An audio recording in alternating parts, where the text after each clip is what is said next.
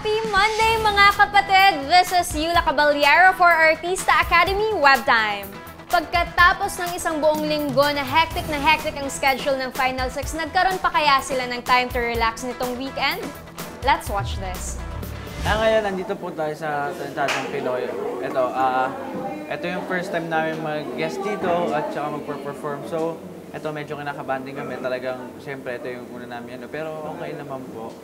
Talagang mag-enjoy po kami at saka na-feel na po namin yung excitement ngayon kasi talagang pagkita namin kayo na marami din tao nanonood pa ng Talentadong Pinoy. So, talagang yun, excited na ako mag-perform doon at saka yung feeling ko ngayon masaya kasi pati yung mga sa Talentadong Pinoy sumusuporta rin para sa Artista Academy.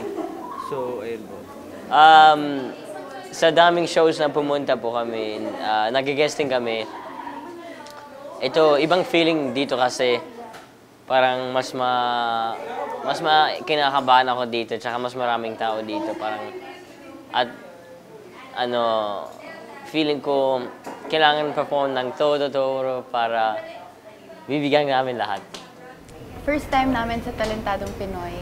So, exciting kasi first time namin dito, tapos marami kami mapapanood. So, baka makakuha pa kami ng tips, diba, for Artista Academy. So, let's see what happens. I'm excited. Artista Academy Web Time.